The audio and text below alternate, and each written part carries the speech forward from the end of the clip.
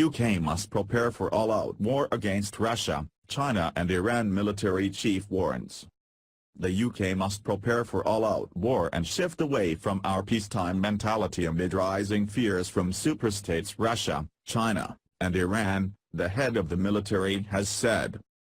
General Sir Nick Carter warned Russia, China, Iran and sadistic terrorist organizations like ISIS are a colossal threat towards the UK. He said Britain's security, stability and prosperity are being challenged by the ambitious superstates.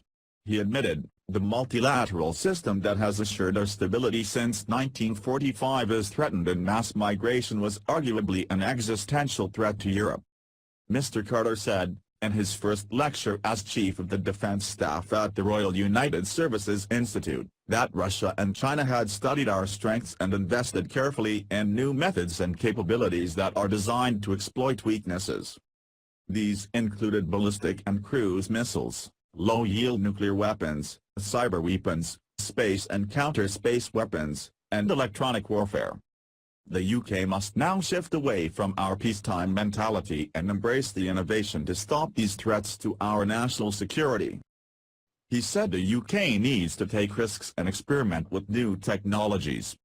The military chief said, we are in a period of change more widespread, rapid and profound than humanity has experienced outside of World War. Mr. Carter added, it inevitably brings instability which requires a different approach to the traditional peacetime mentality. We need to recreate the innovation and ingenuity seen in wartime to succeed in this environment. He emphasized, what constitutes a weapon in this gray zone, below the threshold of conventional war, no longer has to go bang. Looking to the future, he said the UK military would be digitally enabled and integrated, and change how it fights and develops capabilities. The Chief of the Defense Staff also said Iraq and Afghan war veterans were pitied by the public rather than respected.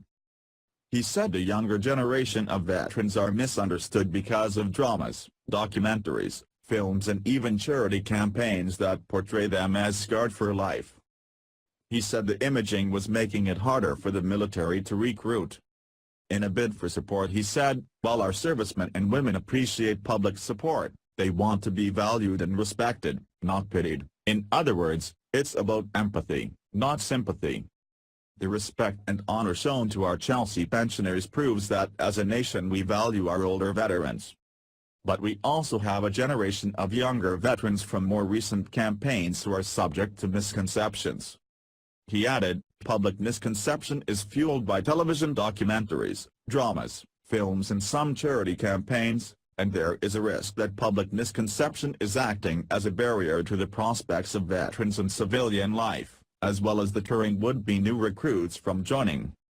Despite declining to name a specific program, BBC One's hit series Bodyguard, which was watched by 10.4 million viewers for its final episode, had at its center a troubled war veteran tasked with protecting the Home Secretary.